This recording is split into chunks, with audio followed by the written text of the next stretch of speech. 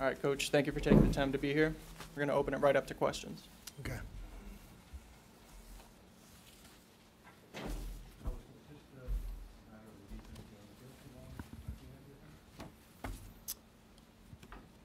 I don't know. I don't know if I felt that way. You know, at the start of the fourth quarter, I think the game is 16-13, and one of the things we tried to do, obviously, defensively was limit the big plays, and we knew we were going to give up some drives.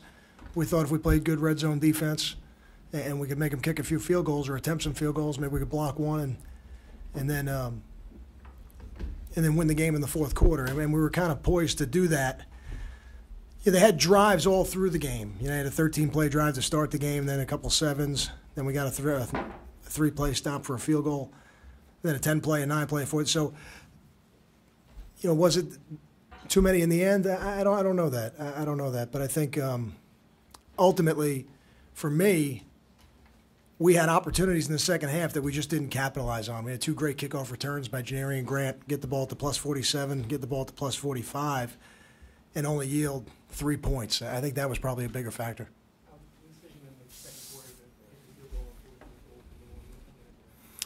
The 2 running plays we ran, I didn't feel were very effective, and then the one pass play we ran, the quarterback was pressured as he tried to throw it and couldn't get enough on it to get it to Michael to score the touchdown. I didn't have confidence in that drive that we were going to be able to score, and I thought the 3 points were more valuable.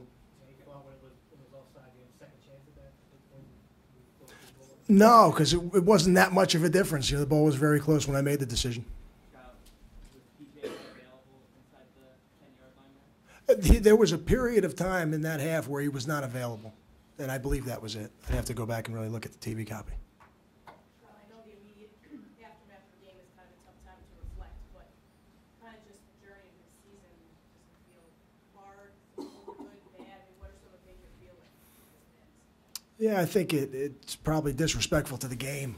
The Pinstripe Bowl and the new era people, the Yankees, and people put it on to make this a reflection on the season. I think the game itself is so emotional, Tara, and there's so much that goes into it, a bowl game with the weeks of preparation. And then you look in the eyes of the seniors in your locker room after the game, and it's the last time that they'll suit up as Rutgers football players and how much it means to them. It is the day itself is a very emotionally draining day.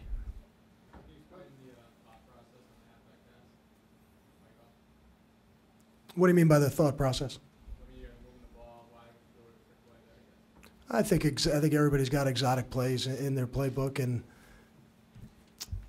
every play you call is designed to work, and you call them because you've had success with them in practice. The players build confidence in you as a play caller and as a head coach, and when you get into the field zone, you call the plays that you practice, and that was one that we had, and unfortunately we didn't execute it the way we wanted to.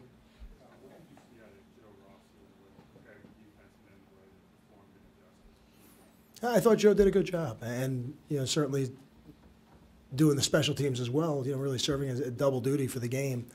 I thought he handled it very well, and we talked early on about how I wanted to play the game and how we wanted it to look, and I thought he did a very good job of giving me what I wanted, and I thought put the players in a position to make plays, and some of those sustained drives. We knew the areas of the field where we thought they would throw the ball, and we thought we'd be able to break on the balls a little bit better than maybe we did. And, that allowed them to continue some of those drives. But overall, the game plan was a good game plan and gave us opportunities. You mentioned they were playing a little bit extended, don't break, pick up some drives, take away big plays, but they kind of took a lot of yardage on quick hitch routes and using some of that cushion. Is that something you guys thought about getting away from, playing more press coverage? Was it just guys couldn't break well on the ball to make plays on the plays? I didn't think either team really broke very well on the ball. I thought the surface was a good surface when we were out here yesterday, and I think what happened was as the weather got warmer and the ground thawed, it really got soft, and that was I think the reason why you saw some of the players were slipping a little bit out there. But when you put a defense together, if you do one thing, you're going to give up something else, and we had made the decision that we were going to try to limit the big plays, and to do that, if you start getting in press man coverage, now you're opening up opportunities for big plays. You mentioned the field right there. How much did that dictate what you did on offense as the game went on? I don't think it changed what we did on offense. I think it has an effect on both teams. You know, I saw it wasn't just us, and it wasn't just them. I saw both teams slipping. You tried a halfback option with Davon earlier this year too. Is that the play you ran today? Is that just a halfback option for who's ever in at that time, or did you like the way Goodwin threw the ball in practice? Correct. We practice it with we actually practice with all the players, but when you do it in the game, you try to decide who's the best option to do it.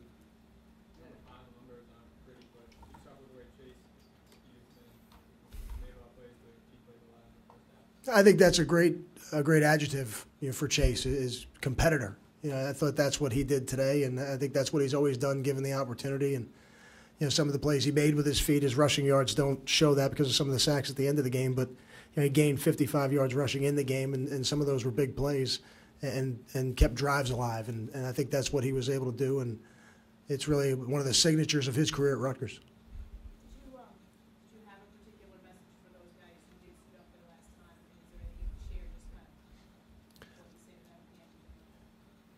It's you hope that they can hear it, and when you don't come out on top in a bowl game and there's such a finality to it, it's, as I said before, a very emotional locker room. But I said to them, I said, you know, we love you, we'll always be here for you, and then you thank them for all the effort they've given through their careers, whether it was 4 or 5. Got time for 2 more? Do you feel that today's game, as competitive as you were, can really be a boost to your recruiting efforts as you get ready for the Big Ten? You probably have to ask the recruits that. I think anytime we go into a stadium, we feel like we're going to be ready to compete. We'll be able to compete. You know, we felt that way when we played Arkansas. We felt that way when we came in here today to play Notre Dame. And I got to give really a lot of credit to Coach Kelly and his staff. And I know that they didn't have their full staff either. And I thought they did an excellent job. And they've got talented players, and I thought they played well today. You grew up in Queens. Was this something you and Brent, I don't know if you ever saw the Jets at Shea Stadium, but when you came in, were your players aware of your background here and how much this probably meant to kind of getting you to be playing this, to be in this game? I never had the opportunity to see the Jets play live at Shea Stadium, but I did grow up 10 minutes from there. But I did grow up a Yankee fan. I want to be on the record for saying that because my older brother was a Met fan. But I think, you know, the players obviously know I grew up in New York City, and I think they know how special a venue this is. And I think that's one of the great experiences about being a part of this game is getting the opportunity to play a game in Yankee Stadium. And I think that's probably more important to them than anything else. Thanks, Kyle. Thank you, guys.